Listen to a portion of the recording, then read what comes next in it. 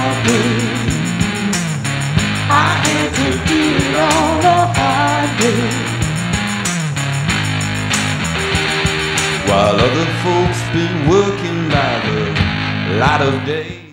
Buenas noches, señoras y señores jóvenes de todas las edades. Bienvenidos a una nueva edición de Crisol de Cultura, el programa de la noche de los sábados en Televisión Ferrol. Saludos cordiales a todos cuantos nos siguen a través de Internet, con muy particular afecto, como siempre, a nuestros espectadores de Hispanoamérica. Y bien, hoy, como algunas otras veces, hemos de empezar por dar noticia, bueno, por comentarla realmente, no dar noticia, sino comentar en evocación, en memoria, el fallecimiento de un periodista importante, de un periodista eminente realmente, José Manuel Oneto Revuelta, José Oneto, Pepe Oneto, para los más próximos. Andaluz, nacido en San Fernando, Cádiz, el 14 de marzo de 1942, falleció hace pocos días. Ya dije periodista de raza, que es el tópico, pero que le cuadra del todo, inquisitivo, sagaz, intuitivo, audaz, vamos, un entero ejemplo de qué haya de ser un completo periodista. Penetrado siempre de muy excelentes relaciones con el poder, o sea, donde se cuecen las cosas, las crisis, las más relevantes noticias. Fue José Oneto, Pepe Oneto, director de la revista Cambio 16, aquella publicación que representó la modernidad a contracorriente del tardofranquismo, por iniciativa de un editor importante, muy reconocido, Juan Tomás de Salas, y por cierto, con un gallego por el medio, como no, relevante en la presidencia de la revista, Luis González Seara, orensano. Prestigiado Oneto en aquella aventura periodística de los 16 de Cambio, fue más tarde director también de la revista Tiempo y estuvo asimismo vinculado a la televisión dirigiendo los informativos de Antena 3. Personaje popular igualmente a través de su presencia precisamente en tertulias de televisión, tuvo también una interesante trayectoria en la radio dentro del programa Protagonistas de Luis del Olmo.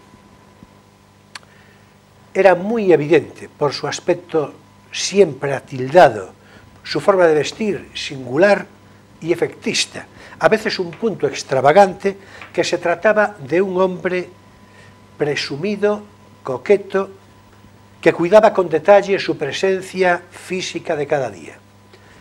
Nada se diga, desde luego, de su peculiar flequillo, tan característico, peinado a la remanguillé, vamos, a contrapelo, su originalidad.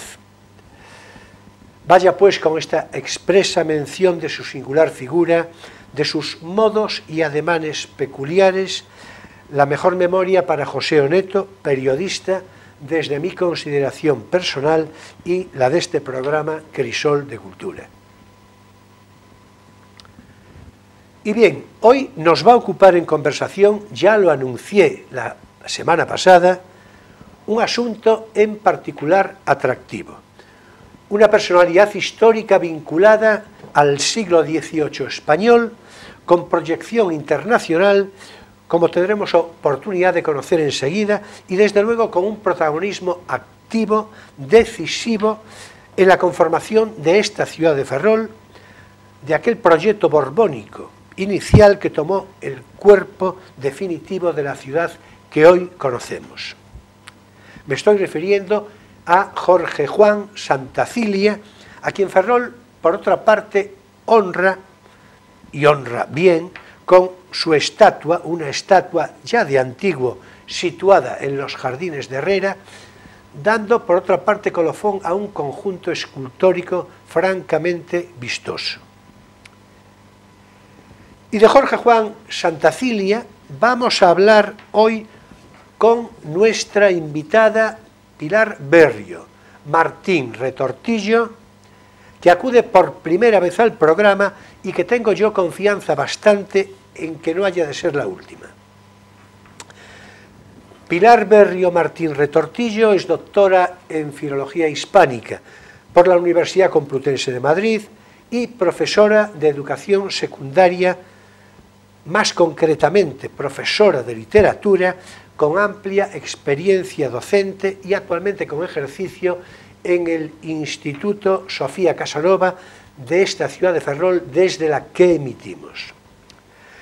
De otra parte, ofrece Pilar Berrio una muy interesante experiencia literaria como autora de una saga de novelas policíacas de la que podrá darnos alguna cuenta a través de títulos como El mayordomo de Scotland Yard, El honor del comandante Mackay o El caso de la profesora de Padua. Es además autora de 2 libros de texto publicados en la editorial SM, asimilables a la enseñanza de los niveles primero y segundo de la ESO, ambos con el título de Contexto. Siempre participativa en cuanto suponga actividad de biblioteca o clubs de lectura, se ha de subrayar muy especialmente al interés del programa de hoy, que en este momento viene trabajando en un libro precisamente sobre la figura biográfica histórica de Jorge Juan Santacilia, nuestro fundamento de conversación para esta noche. Libro que por otra parte me consta que ya tiene muy avanzado y que se corresponde con el rigor y la minuciosidad investigadora del todo concienzuda de Pilar Berrio Martín Retortillo. Naturalmente, para mí es un placer recibirla, ya comprenderéis. Buenas noches, Pilar, bienvenida. Buenas noches, Manuel, gracias. Y bien, permíteme saludar a Emilio. Buenas noches, Emilio. Hola, buenas noches. Hoy estarás especialmente complacido con esta chica, naturalmente en plató, compañera de docencia, a la que tan bien conoces y que tanto aprecias. O sea que, en fin, de no quejarse, ¿verdad?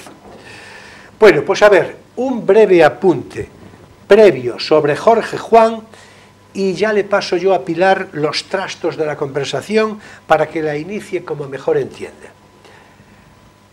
Jorge Juan Santacilia, alicantino, nacido el 5 de enero del año 1713 y fallecido en Madrid 60 años después, en 1773, fue una personalidad intelectual de gran relieve en su época, por igual sobresaliente en el estricto ámbito científico que en su dimensión técnica más concreta como ingeniero naval. En definitiva, una impronta humanística muy característica de su tiempo, notable desde muy joven, como tendremos ocasión de reconocer a través de la conversación que ha de ocuparnos, y ya vaya como avance de introducción que, junto con quien iba a ser su amigo y compañero de por vida, Antonio de Ulloa, iba a tener, ya digo, lo vamos a ver, una colaboración frecuente a lo largo de la vida, pero ya en el año 1734, contando Jorge Juan 21 años y creo que Antonio Ulloa algo menos, participan ambos. Participa Jorge Juan nada menos que en la expedición organizada por la Academia de Ciencias de París a las órdenes del astrónomo Louis Godin, que habría de medir un grado del arco del meridiano terrestre en la línea ecuatorial de América del Sur para concluir que la Tierra no es enteramente esférica y así demostrar lo que hoy es un axioma. Eso que os va a sonar mucho, que la Tierra está achatada por los polos. En fin, Pilar, desde esta consideración previa, éntrale a la figura y a la personalidad de Jorge Juan por donde mejor entiendes. Adelante, Pilar. Bueno, muchas gracias, Manuel. Estoy encantada de estar aquí, compartir mesa contigo y con mi compañero Emilio. Pues realmente Jorge Juan es una personalidad fascinante y llevo un par de años detrás de él, buscando el rostro que hay detrás de esa estatua tan preciosa del Jardín de Herrera, que yo siempre visito como en procesión y que si pudiera le encendería una velita. Bueno, iremos luego entrando en pormenores, pero así para empezar diremos que es una personalidad gigantesca. Si fuera francés o inglés sería archiconocido, tendría libros, cátedras, bueno, estatuas por todo el mundo. Bueno, es español y con esa especie de cierta manía de no reconocer nuestros méritos, pues está un poquito olvidado. Es cierto que está la Cátedra Jorge Juan, que se dedica a estudiar su figura y su obra. En su tierra natal, en Alicante, hay también muchos estudios dedicados a la figura, han hecho varios congresos internacionales. La bibliografía es amplia, pero bueno, yo echo en falta una cierta popularidad de la figura. Sobre todo hablo por mis alumnos, yo siempre les hablo de este personaje porque pocos lo conocen y realmente es de una talla, como has dicho tú, gigantesca. Es el gran hombre ilustrado de saberes enciclopédicos. Podíamos llamarle de muchas maneras. A él le llamaban en la Academia de Guardiamarinas de Cádiz, le llamaban el Euclides de Novelda. Fue cambiando de nombre en sus distintas labores, porque fue espía. Bueno, pues le podíamos llamar el Leonardo español del siglo XVIII. Pero es que fue un hombre tan sabio como discreto y sobre todo fue un funcionario fiel servidor de la corona, de Tres Reyes, porque sirvió a Felipe V, a Fernando VI y a Carlos III, y siempre lo hizo bien, con, digamos, esa elegancia de no dejarse ver, de ser discreto, fiel y eficaz, fundamentalmente, ¿no? Y bueno, pues no sé por dónde queréis que empecemos. Podríamos empezar por su infancia. Él se queda huérfano muy niño, de padre, y entonces un tío suyo, que era clérigo, tío Cipriano, le pone en contacto con la Orden de Malta y desde muy niño, con 13 años, va a estudiar a la isla del Mediterráneo. Y de hecho, toda su vida va a ser caballero de justicia de la Orden de Malta. Y luego pues estudia allí, hace ciertas navegaciones, pero su ilusión es ingresar en la Academia de Guardiamarinas célebre de Cádiz. Fijaos que tuvo muy mala suerte porque no entra, porque había números clausus y al principio no entra, es el gran disgusto de su vida, bueno, le hacen esperar un poco y al final lo consigue. Y estos centros educativos tenían un nivel mucho mayor que las universidades de aquella época, que estaban bastante anquilosadas. Y entonces recibe una formación muy completa, enciclopédica, en el sentido de que no solo estudia para ser marino, por lo tanto asignaturas como la náutica, la astronomía, las matemáticas, la geografía, sino que también allí se dispensaban saberes humanísticos, incluso se les enseñaba música, danza, y con 21 años, como tú has dicho, es seleccionado junto con el sevillano Antonio de Ulloa, que solamente tenía 19 años, recién egresados de la academia, son seleccionados para acudir en esta expedición de los franceses, porque en términos de fruta, que yo se lo cuento a mis alumnos, había que demostrar que la tierra no era un melón, sino que era una sandía, ¿no? Y entonces, bueno, pues los franceses le piden permiso al rey español para medir los territorios de su corona. Y el rey español, muy prudente, dice, vale, yo les doy permiso, pero con la condición de que vayan 2 científicos míos. Y elige a estos jóvenes. Y entonces para ellos fue un viaje iniciático, una formación. Los muchachos volverán 11 años después y serán unos hombres hechos y derechos. Será una academia flotante lo que ellos aprendan y cómo se formen realmente, ¿no? Y bueno, y en América les pasa de todo, porque es que tienen... Bueno, pero eso lo vamos a contar. Venga, en un momento, perfecto. si te parece. Sí, sí, sí. Vamos a ver. Bueno, ya lo veis que naturalmente tiene Pilar un fondo didáctico tan expresivo, tan claro, que lo hemos entendido todo. Es decir, bueno, pues por eso tengo que convencerla para que vuelva. Es decir, bueno, vamos a ver, en todo caso, yo creo que la exposición que acaba de hacer sí, es, en fin, queda muy bien esbozado, y me pareció de pararte ahí en lo de la expedición, porque yo creo que es un momento singularmente interesante antes de entrar en perfiles de biografía de otras características. Porque hay que decir, ya lo sugirió Pilar, hay que decir que en realidad dentro del tono de discreción del servicio a la monarquía, a 3 reyes diferentes y todo esto, pero también tenía un fondo de vida aventurera. El caso que nos va a ocupar del espía en la Inglaterra de la época, bueno, esto nos vamos a parar, ya nos dirá Pilar cómo fue, porque es interesantísimo, ¿no?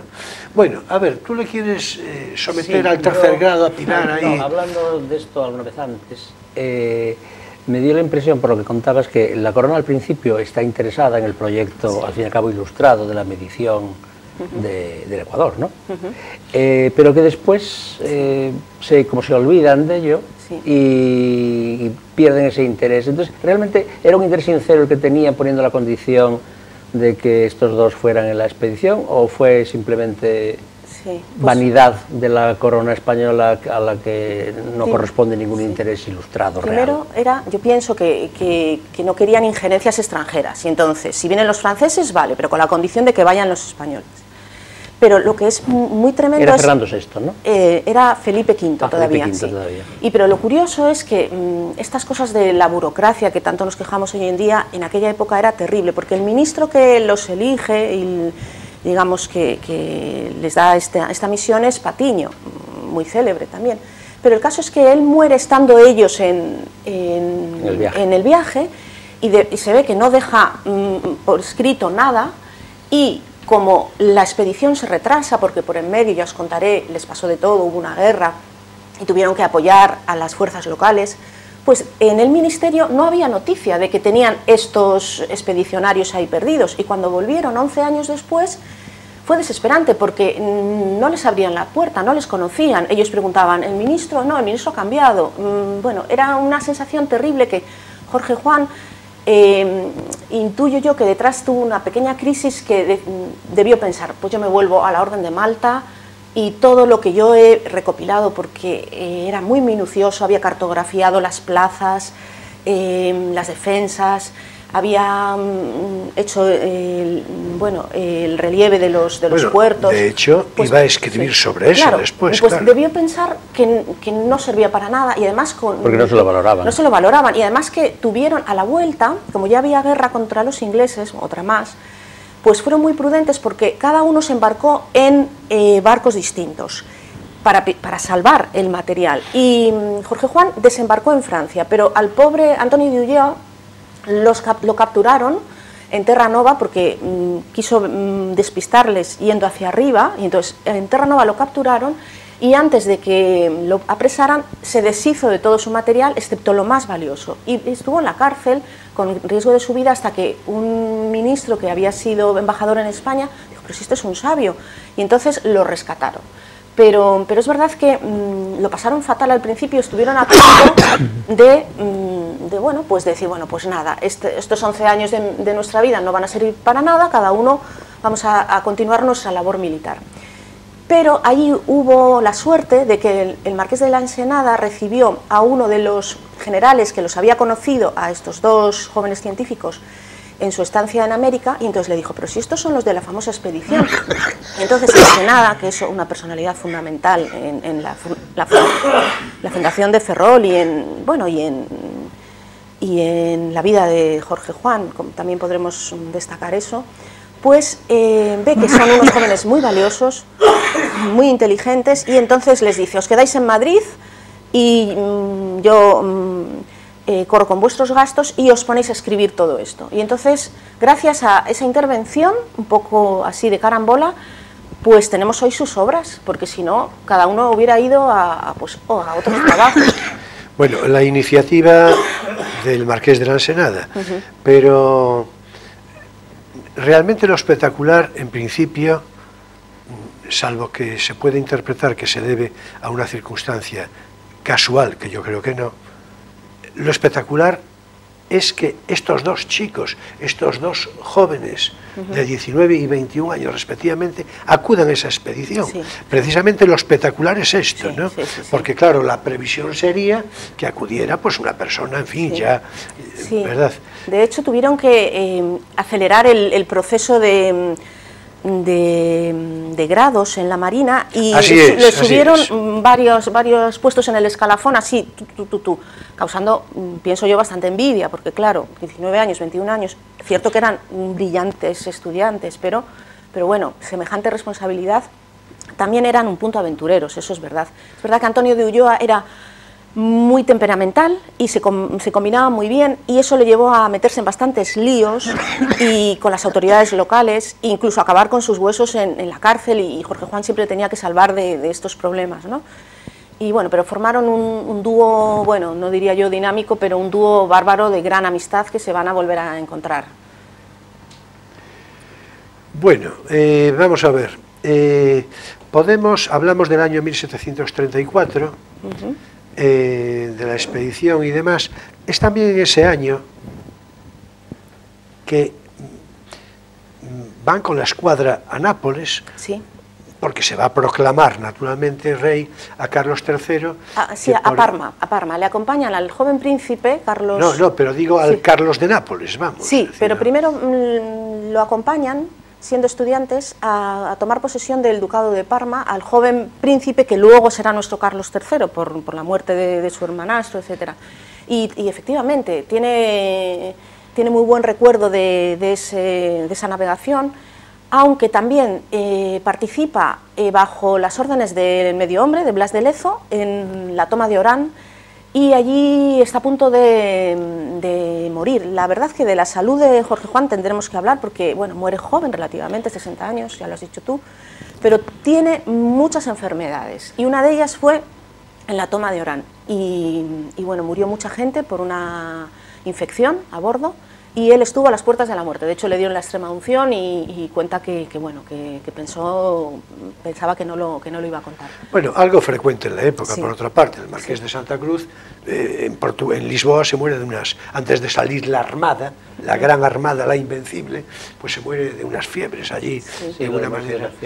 Claro, para contrariar mi convicción de no haberse muerto el Marqués de Santa Cruz, naturalmente, Sí. bueno, por supuesto, yo tengo esa convicción, pero muy en serio. Ya lo dije por aquí alguna vez, cualquier día le dedicamos un programa a la Armada Invencible, que, en fin, que ya va tocando, sobre todo para desmentir a la pérfida Albión.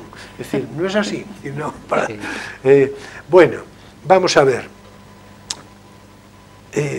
Pilar, no tienes mucha experiencia de estas lides televisivas, No, me parece. confieso que es mi primera. Pero, claro, Sí. pero te puede parecer otra cosa, pero el tiempo ya va tomando su forma, porque es implacable, ¿verdad? Entonces ahora permíteme, ahora vamos a dedicar nuestro espacio divulgativo, ahora es tiempo para nuestro espacio divulgativo, no tienes por qué saberlo.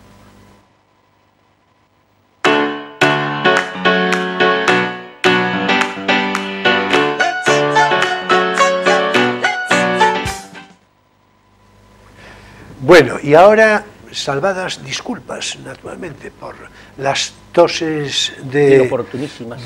Claro, de Emilio, pero en fin, esto es un suceso, ya sabemos, de carácter muy típicamente otoñal. Es decir, sobre todo de pues, este tiempo que no acaba de decidirse si de otoño de verdad o de todavía verano, ¿no? Que en efecto, la noche sale otoñal, pero bueno, la mañana no se sabe, la tarde sale de verano. Hoy podría haber tregua por ser festividad del Pilar, de la Virgen del Pilar. Precisamente ya le diré yo felicidades a nuestra invitada al final del programa. Bueno, pues venga, adelante con tu recomendación. Pues mira, hoy he traído el libro, yo creo que el más pequeño de los que he traído nunca para comentar, que es un librito de una colección, bueno, ya clausurada, de Tusquets, los cuadernos ínfimos, que se llamaban así porque eran libritos brevísimos pues eso, de 60 páginas, este tiene 90. Bueno, hoy no provocarás a la gravedad, de un formatito. supongo, no lo pondrás ahí, a ver. Pues mira, Sí, bueno, hay que ver qué arte tiene. ¿Qué arte tengo? ¿Qué arte tiene? Creo que practica mucho, ¿eh? Pues estos libritos eran así muy típicamente plateados o dorados y eran, vamos, muy fáciles de reconocer los libros de esta colección y eran pues muy interesantes, los temas eran variadísimos y este que traigo hoy es un homenaje a King Kong, a la película de King Kong. Es un conjunto de artículos que junta Romain Gauvergne sobre este mítico film del año tal. Perdón, la película de King Kong, aclaración seguramente innecesaria, pero a la primera película de King Kong. Claro, nos referimos es decir, la película de King Kong ¿de qué año es? solo una. Después parece ser que hay más, pero eso es otra cosa. Del 32 es la película. Claro, No, claro, claro, es de los años 30, sí. Del 33. No recuerdo con precisión. No, del 33. Sí, por ahí, sí. Porque, claro, el libro contiene una ficha de la película, contiene un resumen de la película y luego tiene la crítica literaria del ABC del año 33, la que le dedicaron al estreno en Madrid. Tiene también la del New York Times, creo que es, también del 33. Sí, la del New York Times. Y después tiene una serie de artículos muy interesantes, casi todos, no sé por qué, de origen francés. Uno de Ferry, otro de Boulet, son los más interesantes quizá. Y tiene como tres secciones, ¿no? La primera sería la presentación del film con esas críticas de su estreno, la segunda sería 29 años después, pues dos artículos seleccionados, ese de Boulet y otro de Stein, y después 38 años después, pues otros dos, uno del Esquire y otro de un señor que no conozco, Roger Dadoun. Todos muy interesantes sobre una película muy mítica. Mítica en el sentido en el que lo defiende, por ejemplo, Boulet o Jerry, es decir, los franceses, de que es un film especialmente poético, porque es un film, es como un sueño filmado, vienen a decir. Entonces las relaciones con el King Kong y el mito de la Bella y la Bestia, es evidente y es fácil, con las películas del Mundo Perdido y de estas aventuras como ligadas a los viajes de Julio Verne, al viaje al centro de la Tierra, todo eso está en los distintos textos de este libro, haciendo que pues, el lector vea otras perspectivas del mismo objeto. Hombre, yo no sé si decir que todo el mundo habrá visto la película. No, seguramente todo el mundo Todo no, el mundo pero, no. pero Hay quien no la vio, la oyó. Sí. Bueno, quiero decir... Y todo el mundo tiene en la cabeza imágenes Sí, absolutamente claro. icónicas como el gorila subido al Empire State luchando contra los aviones. Por cierto, ahí que está lo la poesía. metrallan. Ahí está la poesía. O Por el ejemplo. trozo donde coge a la protagonista Claro, en la claro, mano, porque claro. Bueno, ahí el ya, tema es el en amor fin. del monstruo, ¿no? De hecho, la última frase de la película es: los aviones han conseguido derribar a King Kong, y el que habla con este señor le dice: no, ha sido la Bella la que ha matado a la Bestia, porque en realidad si él se hubiera mantenido en lo que es al principio, es decir, el rey de su isla, al que los isleños le hacen sacrificios allí y le llevan novias cada X tiempo, pues no hubiera pasado nada. Lo que pasa es que se enamora de esta y, como dice un francés en el texto, abandona su poligamia por el amor obsesivo y monotemático por la rubia Platino, que es Fay Gray en la película, y eso es su desastre, porque cuando la liberan del supuesto sacrificio, que no sabemos en qué iba a consistir, por cierto, pues él sale de su recinto, rompe la famosa muralla, y entonces es cuando se desencadena un poco, en fin, su triste historia, porque, en fin, lo vencen los americanos con su técnica, ¿no? Es el triunfo de la tecnología sobre la naturaleza, y lo duermen y se lo llevan a Nueva York para exhibirlo allí como... en fin, como en el jovencito Frankenstein, ¿no? Así una especie de... Porque el jovencito Frankenstein, el trozo donde llevan al monstruo Frankenstein al cabaret, es una parodia del trozo de la película esta donde llevan a King Kong pues eso, a la exhibición en un teatro para que la gente lo vea, de donde él se escapa allí furioso cuando ve que la chica se besa con su novio, y entonces pues ya se desencadena el último tramo, que es cuando se escapa, en fin, asusta a toda la ciudad, trepa al... Si no visteis la película, en fin... Bueno, esto es un spoiler, Ya está pero mira, claro. como es del año 32, yo creo que ha habido tiempo bastante como para que la gente lo sepa. No, y además es que tiene que revisitarla, naturalmente, Y finalmente pues el pobre muere allí abatido por esa expresión punta de la tecnología armamentística del momento, que son los aviones allí, mientras está subido al Empire, en fin, el pobre. Y eso que la ha dejado en una cornisa a ella con todo el cuidado, después de esa escena tan erótica donde le saca la ropa. Por cierto, una de las cosas de las que se entera uno al leer el libro es que las versiones que se estrenaron en América y las que se estrenaron en Europa son completamente distintas. O sea, allí se censuraron aspectos diríamos, eróticos de la película. Por ejemplo, esa escena está censurada en el estreno americano y alguna otra. Y sin embargo en Europa se censuraron aspectos, diríamos, sociales de las relaciones entre los blancos y los en fin, primitivos de tal. Es una cosa curiosa. Por lo visto no se ha conseguido hacer un film íntegro, porque las escenas perdidas están desperdigadas por el mundo y no se sabe exactamente. En algún momento alguien tuvo que ver la película entera con todas las escenas. Pero es una historia muy interesante. Bueno, se dijo la palabra censura, es importante esto, para que no se asocie la censura solo a determinadas cosas, a determinadas corrientes políticas. La censura, pues ya se sabe cómo es. En Europa de una manera y en Norteamérica de otra. Claro. Es así. Bueno. Allí siempre más puritanos. Yo quería leer el final del artículo de Jean Ferry, que es a mí pues el que más me ha gustado, que empieza con un en resumen, y yo creo que es lo bueno. En resumen, por lo absurdo de la fabulación, un guión inepto con múltiples detalles incoherentes, el violento poder onírico, representación terriblemente realista de un sueño frecuente, el erotismo monstruoso, el amor desmesurado del monstruo por la mujer, canibalismo, sacrificios humanos, la irrealidad de algunos decorados, o si es incapaz de dejarse ganar por nada de esto, por la acuidad, del sentimiento de unheimliche, que quiere decir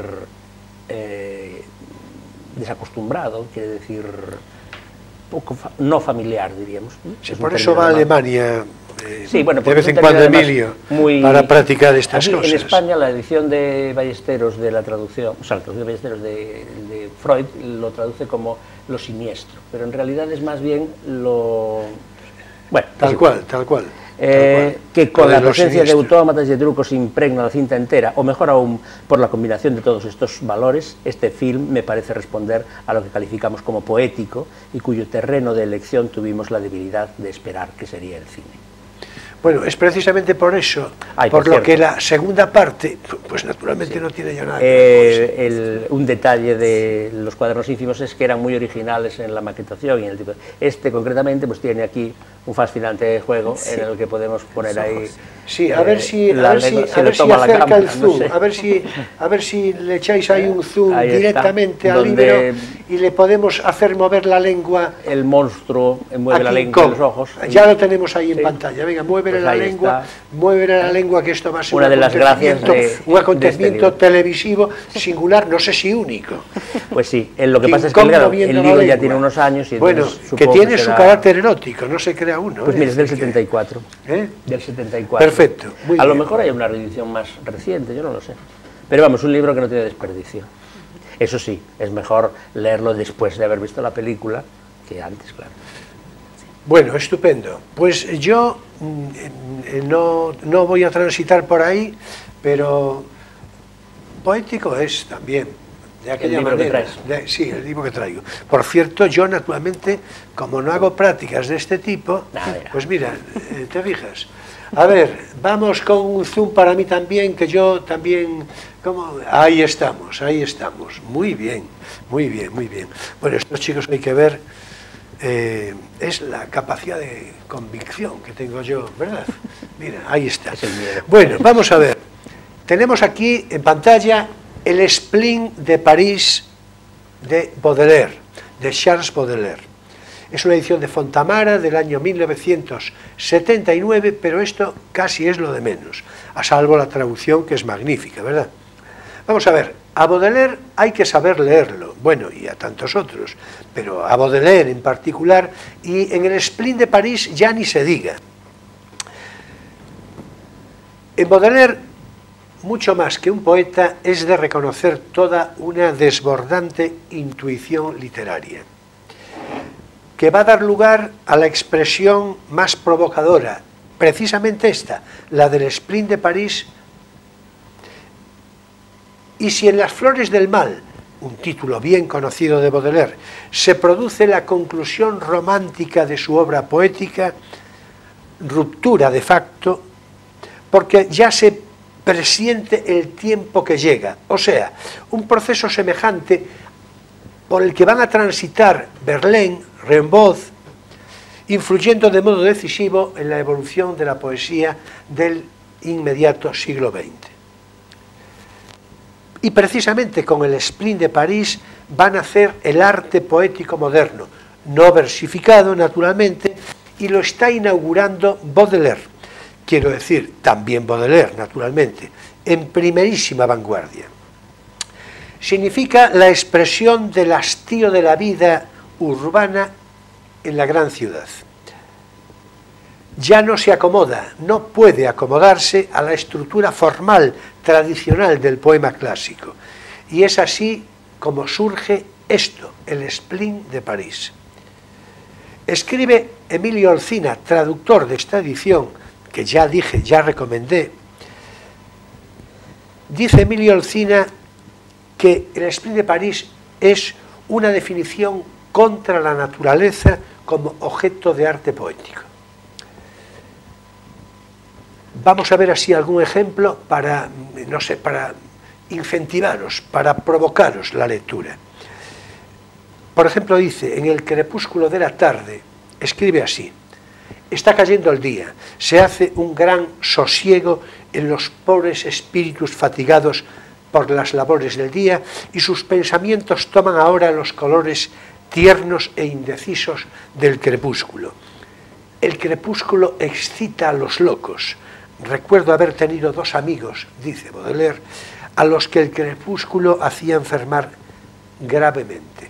Uno de ellos olvidaba entonces todas las relaciones de amistad y cortesía y maltrataba como un salvaje al primero que se encontraba. El otro, un ambicioso amargado, iba poniéndose a medida que se iba a la luz del día cada vez más agrio, sombrío, provocador. Menos mal que eran amigos. En efecto. De esto se trata. Hay otra parte que naturalmente tengo que referir porque forma parte de una frase clásica y conocida y de una invitación que naturalmente yo recomiendo. Creo que mis compañeros de mesa probablemente también. Dice en Embriagaos, hay que estar siempre ebrios, nada más. Ese es todo el asunto, para no sentir el horrible peso del tiempo que os fatiga la espalda y os inclina hacia la tierra. Tenéis que embriagaros sin tregua. ¿Pero de qué? De vino, de poesía o de virtud, dice esta edición. Yo tengo leído otras que dice de vino, de poesía o de amor. Como queráis, pero embriagaos. Bueno, yo lo de vino ya se verá, también seguramente, pero ahora, de poesía o de amor, embriagaos. Hay también, ya, en fin, por cerrar el comentario, un párrafo que titula El tirador galante. Esto no tiene desperdicio.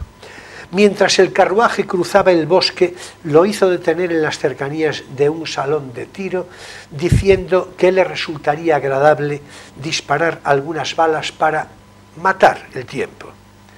Y ofreció galantemente la mano a su querida, deliciosa y execrable mujer, a esa misteriosa mujer a la que debe tantos placeres, tantos dolores y quizá también buena parte de su genio.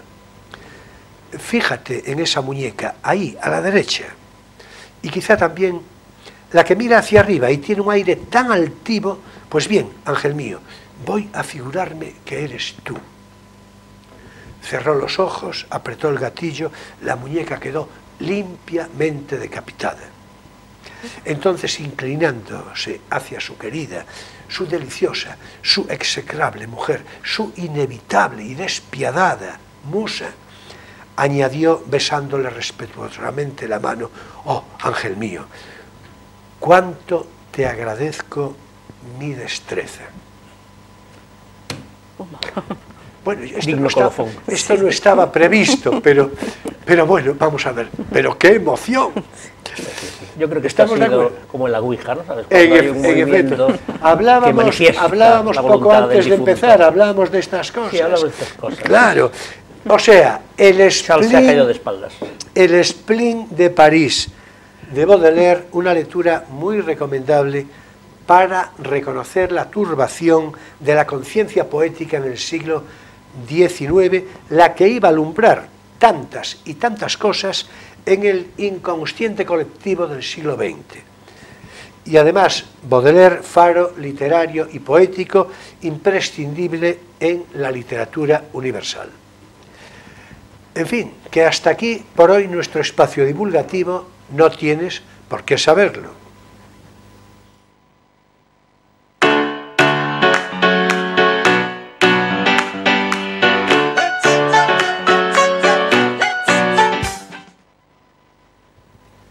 Bueno, ya proseguimos naturalmente con nuestra conversación de ahora. Seguimos hablando de Jorge Juan Santacilia, ese genio ilustrado, ese Leonardo, por usar palabras de Pilar, ese Leonardo del siglo XVIII, que desde luego por ahí le anda como mínimo, ¿verdad? Estábamos en lo de la escuadra hacia Nápoles, pero yo creo que ya conviene naturalmente salir de ahí. Bueno, lo habíamos dejado ya en América. Sí, en América. Luego lo sí. habíamos, De entrar en la época más aventurera. Sí, eso fue la gran odisea. Bueno, hay que decir que estuvo casi 20 años en América. No, 11 años estuvo, que son 11. muchos, 11 años, que son muchos, sí.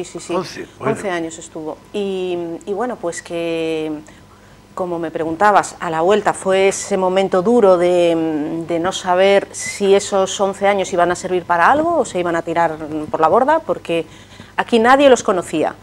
Y entonces, claro, nadie se acordaba de que había habido esa misión, había otro ministro, otros funcionarios, y bueno, pues gracias a Ensenada, pues lo rescatan y entonces pueden escribir estas obras que curiosamente se enfrentaron con el veto de la Inquisición, porque digo curiosamente porque la religiosidad de Jorge Juan está más que probada, él era caballero de justicia de la Orden de Malta, pero claro, defendía unas posturas que estaban en contra de ciertas posturas oficiales y que la Inquisición lo atacó. Y entonces hay un personaje que los que bueno, pues conozcan la ilustración española habrán oído mencionar, que es Diego de Torres Villarroel. Diego de Torres Villarroel es un gran escritor, un personaje muy estrafalario, autor de ciertos pronósticos que luego se cumplieron, como por ejemplo la muerte del rey Luis I.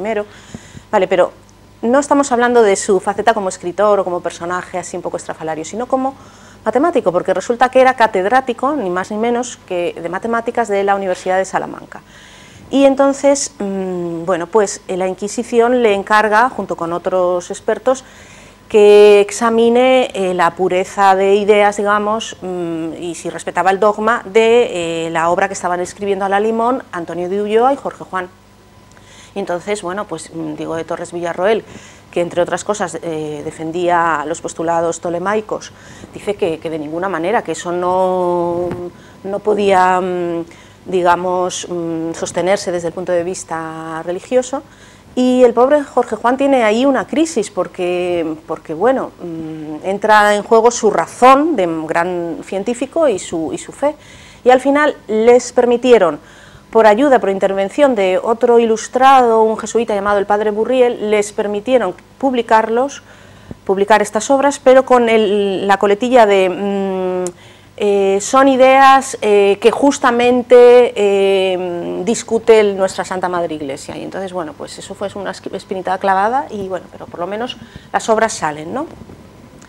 Y luego el Marqués de la Ensenada, tú has hablado antes de la Armada Invencible, de la pérfida Albión, etcétera. Bueno, el Marqués de la Ensenada, que su papel en la organización del territorio naval, el que ve que hay que poner la sede del departamento naval en Ferrol, en Cartagena, en San Fernando, se da cuenta que, bueno, en Cádiz, se da cuenta que todo imperio que se precie necesita tener una armada fuerte y que aquí los ingleses nos llevaban mucha ventaja. Y entonces le comisiona a Jorge Juan para hacer de espía. Y entonces él sale, ayudado por dos jóvenes brigadieres, bueno, de forma secreta hacia el Reino Unido, y allí por la mañana es Jorge Juan, digamos, y es recibido por la Academia de las Ciencias, pero por la noche se transforma en distintas personalidades y se mete de lleno en los astilleros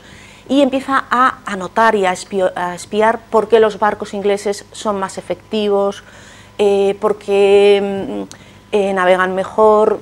Eso es espionaje industrial. Es espionaje industrial político, ¿no? Completamente. Y entonces, bueno, pues se arriesga tanto que en un determinado momento corre riesgo su vida, porque además él contacta con unos irlandeses de origen católicos, además, uno de ellos es muy importante para la ciudad de Ferrol, que va a ser el ingeniero Richard Ruth, que, bueno, pues ahí en el Támesis hacían unos barcos maravillosos, y entonces él le ofrece la posibilidad de venir con su familia a la corona española.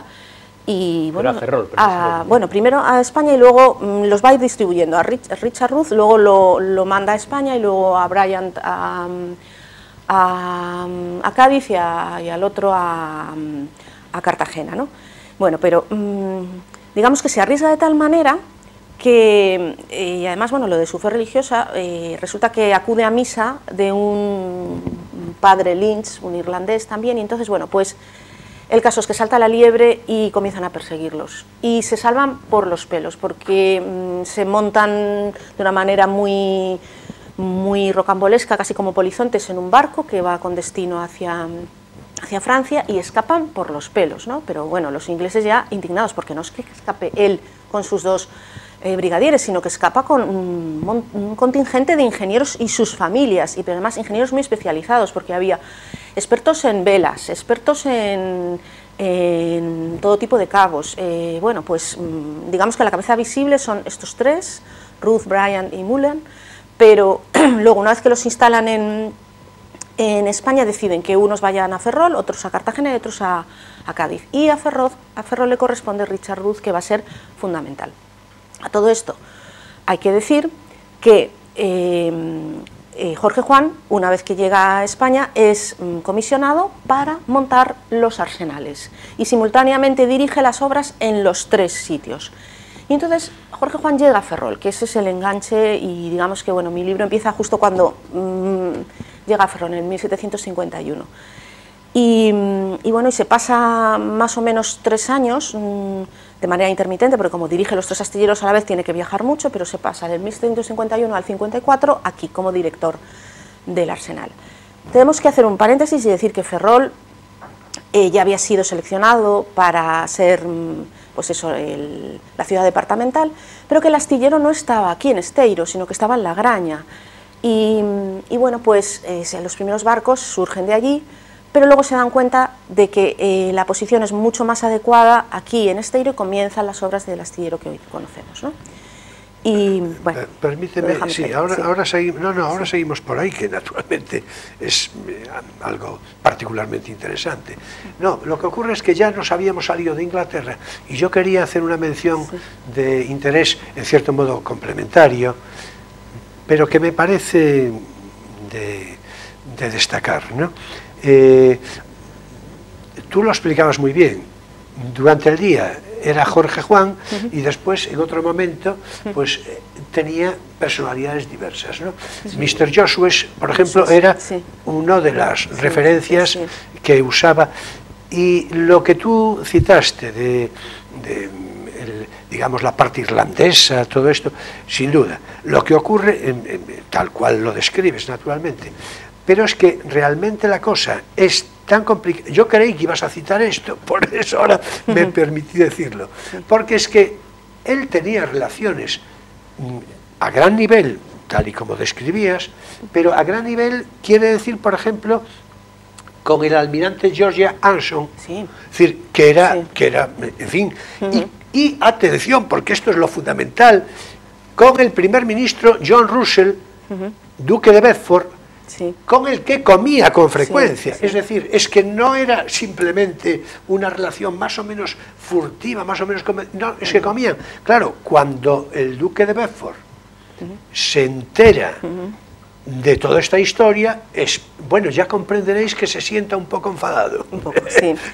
Realmente, claro. Es verdad, porque con George Anson, el Comodoro Anson, había sido su enemigo durante los años de América, porque, bueno, él no solo tenía la labor de cartografiar y de medir el meridiano, sino que de repente, como entran en guerra, le dicen sus superiores, pues hay que fortificar tal ciudad, es tal otra, y entonces entran en combate, y contra el que luchan es precisamente contra Anson, que luego, de una manera muy caballerosa, cuando se vuelven a encontrar en Londres, dicen, bueno, pues aquí no ha pasado nada y somos dos caballeros. También come con él. O sea, que se llevan bien, ¿no? O sea, que una cosa no quita la otra. Claro. Sí. Y bueno, ya volvemos enseguida a lo de la parte del Jorge Juan en Ferrol, naturalmente, que va a planear y a construir el arsenal. Y a poner en marcha el barrio de la Magdalena. Claro. Cuando tú decías lo de los astilleros de la Graña, claro, vamos a ver, para quien no lo sepa, y además es una referencia que tiene que ver con la historia de Ferrol, pero con la historia de España, dicha así, en fin, en sentido muy universal. Es a mediados del siglo XVIII que el proyecto de ciudad borbónica se pone en marcha en Ferrol, como es bien conocido, pero los primeros astilleros es Felipe V, quien no es Fernando VI o Carlos III en su continuidad, no, es Felipe V. Quien manda a construir unos astilleros en la Graña es Felipe V. Lo que ocurre es que la gran diferencia entre los astilleros de la Graña de Felipe V y lo que va a ocurrir después con el proyecto de ciudad es que no tiene nada que ver. Es decir, Felipe V manda a construir en la Graña unos astilleros aprovechando la circunstancia, el terreno y tal, pero no con una intención de proyecto de ciudad, arsenal, que ese era el caso, así que entrar ya por ahí. Claro, claro, efectivamente, sí. Yo siempre digo que esta es la parte que yo entro un poquito más de puntillas, porque yo no soy ingeniera, y bueno, bastantes ingenieros hay en esta ciudad tan geométrica. Bastantes doctores tiene la Santa Madre Iglesia. Entonces no quiero no quiero equivocarme, ¿no? Y bueno, pues sí que es verdad que había unos proyectos anteriores de Montaigú, el plano de Cosme Álvarez, también personaje interesantísimo. Bueno, pues él llega como a retocarlo, ¿no? Con Lacroix, ¿no? Entonces él trabaja sobre ya proyectos previos, ¿no? Pero efectivamente todo su conocimiento de sus navegaciones, de su espionaje es fundamental, y toda su buena mano y su saber hacer y sus contactos, ¿no? Y bueno, lo que pasa que Ferrol yo no le trató muy bien en el sentido de que enfermó mucho aquí el pobre, nada más llegar, visitando los astilleros de la Graña, recibe un golpe en la cabeza y cae al agua, y menos mal que la marea está alta y que cae en agua porque se nos hubiera matado.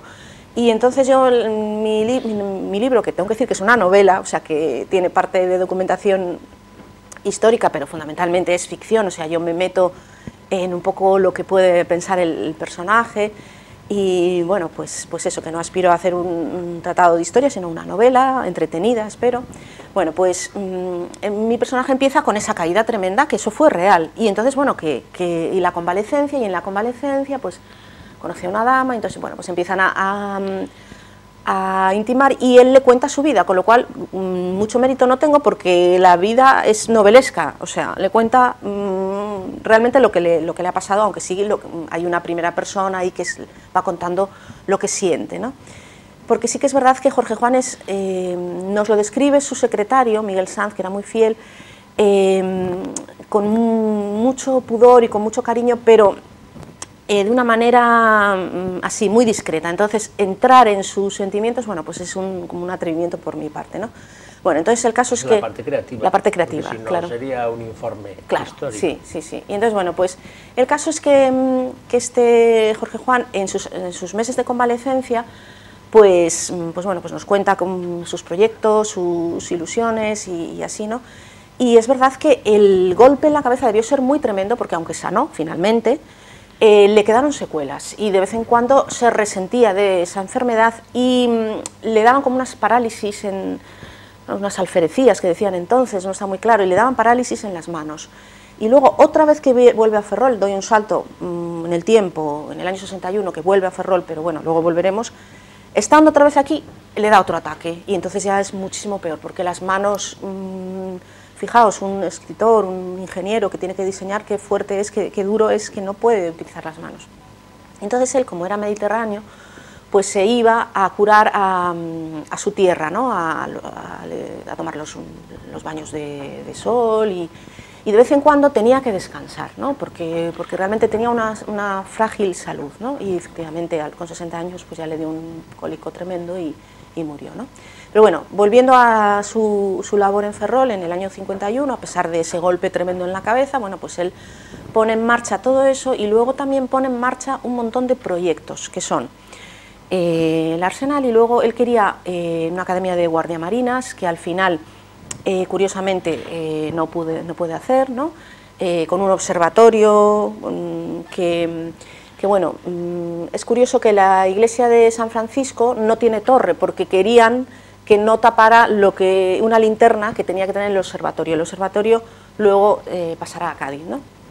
Bueno, ¿qué más cosas? Y entonces, claro, como Ferrol pasa de ser una aldea más, con todos mis respetos, como podría ser Neda o Perlí o cualquiera de la Ría, a la Neda gran tenía más significado, efectivamente, sí. Claro. Efectivamente, bueno, pues pasa de pronto a ser una gran ciudad industrial, necesitaba acomodar a toda esa gente. Entonces, bueno, en el barrio de Esteiro es bien sabido que con poco orden y concierto es el barrio obrero, ¿no? Sí, donde se compraba y se vendía de todo, ¿no? Y luego ellos deciden de una manera muy racionalista, con la tableta de chocolate, el barrio de la Magdalena, las dos plazas, las calles, y todas medidas y perfectas, ¿no? Y entonces es el plano que se conserva, uno de ellos es de Jorge Juan. ¿Qué pasa? Que no lo conseguirá ver terminado porque muere antes, ¿no? Pero bueno, es su gran proyecto, ¿no? Y ahí lo dejo, o sea, que le debemos mucho a Jorge Juan, nuestra ciudad. Naturalmente. Y hablamos del personaje Jorge Juan también en la historia de España, naturalmente, como ya se subrayó en diferentes oportunidades.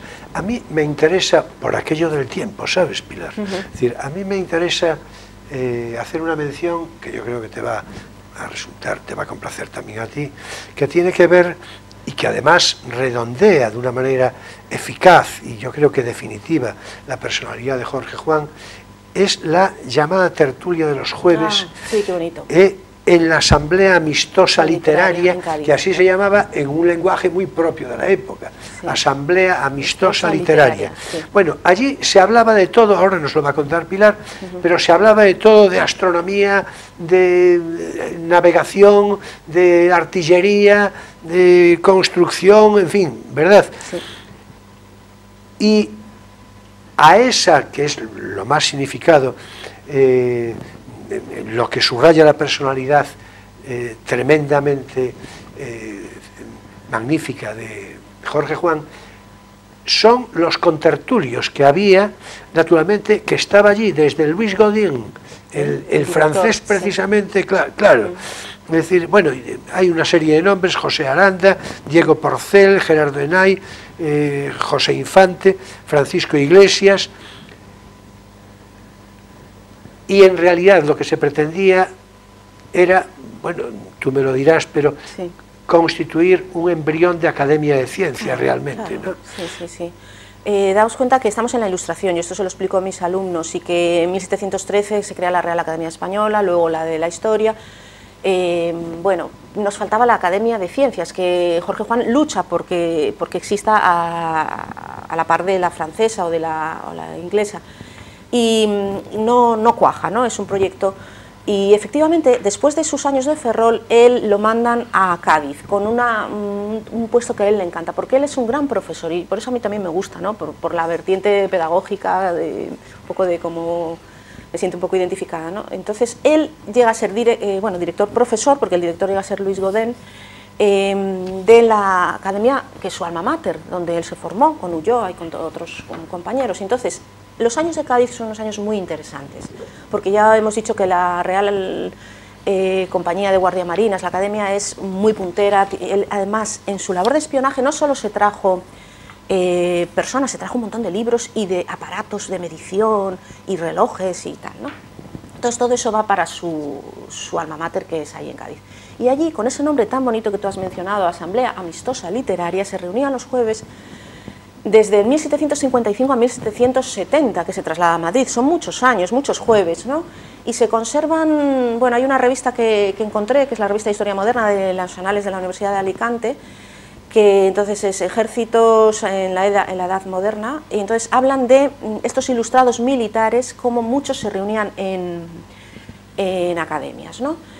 Y efectivamente, en Cádiz, los jueves se reunían Luis Godén, Diego Porcel, había muchos médicos, había cirujanos mayor de la Armada, había infantes de marina, había un marqués de Valdeflores que era experto arqueólogo y que hablaba de arte, había un políglota que hablaba de lenguas orientales, en fin, entonces cada jueves, de una manera así muy libre, cada uno exponía su libro. Y aquí él es cuando lee su compendio de navegación, que luego se publicará y que es una de las joyas de, bueno, pues de la pedagogía de esta ciencia. ¿Sí? Con el título de Examen Marítimo. No, ese es otro, porque es que escribió varios. Escribió el compendio de navegación y luego escribió más tarde el Porque el Examen Marítimo sí, en realidad es una especie de corolario definitivo, sí, ¿no? Claro, son como, él decía que no había un volumen, un manual de formación del marino, ¿no? Y entonces, bueno, yo la verdad que lo he ojeado y no he entendido mucho porque, bueno, le he pedido ayuda a mi hija que estudia ingeniería y, bueno, son todo fracciones, matemáticas, pero bueno, es como el libro de texto que tenían que estudiar los marinos de la época, pero bueno, muy de hecho avanzados. Se tradujo en toda Europa. Se tradujo en toda Europa, claro, fue felicitadísimo por los ingleses, por los franceses, recibió invitaciones para ser académico en la Real Academia de... bueno, no sé si real, pero bueno, en la Academia de Berlín, en la de Londres ya era miembro, en la de París ya era miembro, o sea, fue muy alabado. Entonces son dos obras distintas, Compendio de Navegación y Examen Marítimo, y los dos son de eso, de náutica, y han servido para formar generaciones y generaciones de marinos de nuestro país, ¿no? Bueno, Pilar, es que esto se nos acabó. Ay, vaya, qué pena.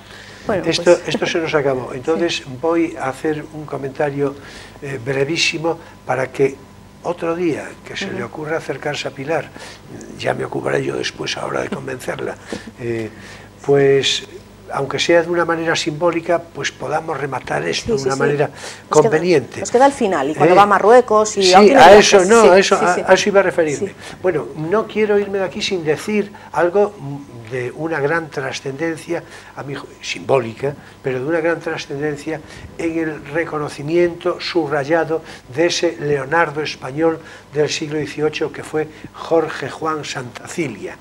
Y es que nada menos que por Adam Smith, en su prestigiosísima La riqueza de las naciones, cita a Jorge Juan.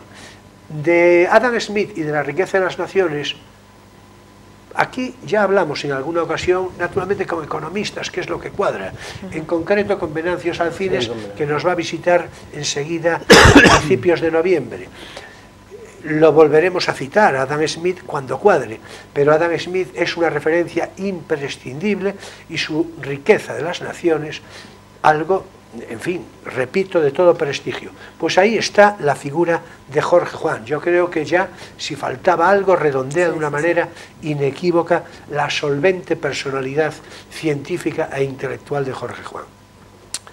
Bueno, por otra parte, en efecto, nos queda el que Carlos III, por cierto, si tú no me rectificas, y en todo caso, si me lo confirmas, mucho mejor, iba a decir que Carlos III, la corte de Marruecos, en fin, lo que no tenemos ahora tiempo de hablar, pero sí, al decir Carlos III, él, que era una personalidad discreta y de una lealtad probada a la corona, envía una carta durísima. Pero no, eso es un digamos... Una leyenda urbana. Se cree que le escribió, casi en el lecho de la muerte, una carta avisándole que íbamos muy mal, que efectivamente es que Trafalgar está a pocos años vistas, ¿no? Que nuestra marina iba por muy mal camino, pero eso es apócrifo, no está documentado. O sea, nunca en la mentalidad de Jorge Juan estaría llamar la atención y menos a un monarca de esa manera, echarles No, como un rapapolvo. Entonces es apócrifo, se atribuyó a él, pero no está demostrado que fuera escrito por Bien, Jorge vamos Juan. a ver, pues no será así, pero no sería, pero desde luego que Jorge Juan estaría en la convicción, Sí, ya veía lo que podía pasar. estaría Sí, en sí. la convicción de que el camino no era Bueno. por la escuadra naval francesa, sino por la referencia inglesa, Sí, eso está sí, claro. sí. Sí, Eso sí. está claro. Y que el rey se merecía el rapapolvo también. Y También. que, en efecto, Sí. en efecto. Sí. Pero él era O sea, demasiado lo de, caballeroso. si non sí. é vero, é ben Sí, trovato. é Es decir, trovato, sí. yo creo que... Alguien lo escribió, de hecho. Sí, Sí, lo que claro, pasa es que claro. a su nombre queda un poco feo, ¿no? Él era muy, ya os digo, muy fiel, muy elegante, muy discreto, y entonces no está probado que fuera, aunque hay fuentes que lo citan, como es el autor de la famosa carta Por de eso advertencia, pero quise, no es cierto. por eso sí. lo saqué de paseo, Sí, sí, sí. en fin, por cerrar el comentario. Qué buen vasallo si hubiese buen Buen señor. señor. En efecto. Bueno, pues ya está, ya, Sí. ya, en fin, es que ahora ya tenemos que terminar porque es el momento adecuado. Bueno, ahora es tiempo para nuestro espacio lírico, Poesía eres tú.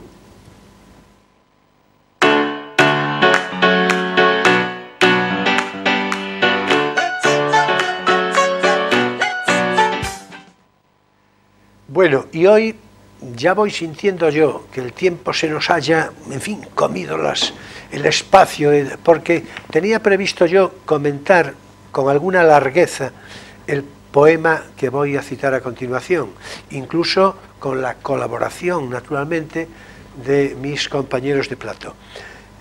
No voy a poder hacerlo, digo del todo como quisiera, pero en fin, me voy a echar el folio, que diría el otro, ¿verdad? Vamos a ver, me voy a referir a un poema de García Lorca, de Federico García Lorca, de su Poeta en Nueva York, tan controvertido, y voy a dar lectura a un poema, yo creo que no muy divulgado, cuyo título, Luna y panorama de los insectos, corre con el texto añadido que entre paréntesis más o menos le puso: el poeta pide ayuda a la Virgen. Por cierto, donde se manifiesta un Lorca inequívocamente creyente y católico, como ya es muy conocido, pero en fin, salvo algunos que le quieren llevar la contraria, como sea. En todo caso, esto es una licencia poética, naturalmente, la que él usa al caso, ¿no? Pero siempre hay un trasfondo de verdad. Bien, de Luna y panorama de los insectos, con ese el poeta pide ayuda a la Virgen, el texto dice así: pido a la Divina Madre de Dios, Reina Celeste de todo lo criado, me dé la pura luz de los animalitos, que tienen una sola letra en su vocabulario.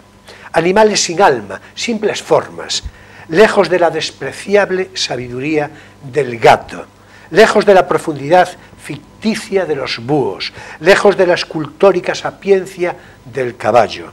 Criaturas que aman sin ojos, con un solo sentido de infinito ondulado, y que se agrupan en grandes montones para ser comidas por los pájaros. Pido la sola dimensión que tienen los pequeños animales planos para narrar cosas cubiertas de tierra, bajo la dura inocencia del zapato. No hay quien llore porque comprenda el millón de muertecitas que tiene el mercado, esa muchedumbre china de las cebollas decapitadas y ese gran sol amarillo de viejos peces aplastados. Tu madre siempre terrible, ballena de todos los cielos, tu madre siempre bromista, vecina del perejil prestado, sabes que yo comprendo la carne mínima del mundo para poder expresarlo. Y a propósito de este poema, se explica así García Lorca. En aquel ambiente, Nueva York, claro, naturalmente, mi poesía tomó el tono del bosque, cansado de Nueva York y anhelante de las pobres cosas, vivas, más insignificantes. Escribí un insectario que no puedo leer entero, decía, pero del que destaco este principio, el poema que antecede, en el cual pido ayuda a la Virgen, a la Ave Maris Stella, de aquellas deliciosas gentes que eran católicas para cantar a los insectos, que viven su vida volando y alabando a Dios, nuestro Señor, con sus diminutos instrumentos. En fin, del poeta en Nueva York ya dije, habría que ocuparse más a fondo, y acaso en cualquier momento lo haremos ya, en fin, con oportunidad mayor, ¿verdad? Llamó García Lorca a su viaje a Nueva York la experiencia más útil de mi vida, dijo así, con literalidad, pero es de reconocer que la conclusión que ofrece la lectura de sus cartas, interesantísima, y de sus poemas, de sus conferencias en las que participa, y las declaraciones que ofrece a la prensa en cada momento, la verdad es que sugieren versiones distintas y hasta contradictorias. En todo caso, por esto mismo, una circunstancia artística y vital apasionante. El poema que antecede leído, Luna y Panorama de los insectos, y algunas puntuales consideraciones de estilo a las que prácticamente no llegué a referirme, en todo caso proceden del número doble 23-24 de la revista Poesía, editada por el Ministerio de Cultura y fechada el 28 de diciembre del año 1985. Y hasta aquí nuestro espacio lírico Poesía eres tú.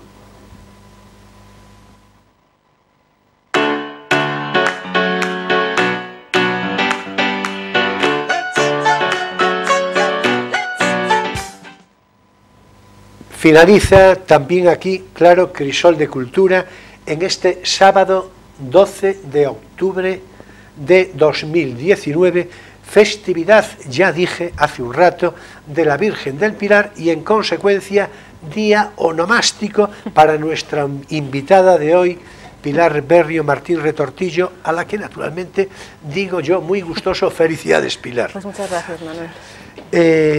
En fin, en todo caso, muchas gracias por tu presencia, por tu conversación. Gracias. Y si te encontraste razonablemente cómoda, que yo creo que sí, sí, y te decides a participar en una nueva experiencia, pues ya quedas invitada públicamente. Bien. Para que vuelvas a este programa, ¿de acuerdo? Pues así haré. Pues muchas gracias. Muchas gracias a ti, Emilio, también. Hasta la semana que viene, supongo, ¿verdad? Sí, Dios quiere. Sí, perfecto, perfecto. Bueno, el próximo sábado, perdón, nos visitará Francisco Rodríguez, Paco Rodríguez, cofundador de Ediciones Embora, esa meritísima editora ferrolana, y con él hablaremos de las consideraciones, no sé cómo decir, sociopolíticas de este justo momento de ahora mismo, por igual en cuanto atañe a esta ciudad de Ferrol, cuanto a la consideración más amplia de la entera geografía de España. Por otra parte, Paco Rodríguez, sobre todo aquellos que le conocéis, sabéis que es un hombre, pues, no sé, en su conversación pausada, yo creo que está su encanto, con lo cual, ¿verdad? Señoras y señores jóvenes de todas las edades, mi gratitud entera y toda por vuestra presencia fidel de cada semana, por vuestra complicidad, por vuestra simpatía. Nos vemos el próximo sábado en Crisol de Cultura, Televisión Ferrol, a las 9:30 de la noche, con repetición el domingo, ya sabéis, sobre las 7:30 de la tarde o poco más. Y después ya en YouTube, a través de Internet, para todo el ancho mundo. Por demás, la recordación acostumbrada: si estáis viendo este programa en su emisión del sábado, sabed que seguidamente se va a emitir, en unos minutos, una interesante película con previa presentación y animado coloquio a su final. Y como no, importante, cada viernes a las 9:30 de la noche, mi compañera, mi querida compañera Natalia, presenta el semanario cultural Caleidoscopio, en el que da cuenta muy certera y pertinente de cuánto acontecimiento cultural se produce en esta ciudad de Ferrol y en su geografía más próxima. O sea, cherchez la femme, seguid a Natalia, perseguid a Natalia y a su caleidoscopio. En fin, hasta el próximo sábado nos vemos en Crisol de Cultura. Será un placer. Y bien, ya sabéis que paso lista. Muchas gracias, buenas noches y feliz semana.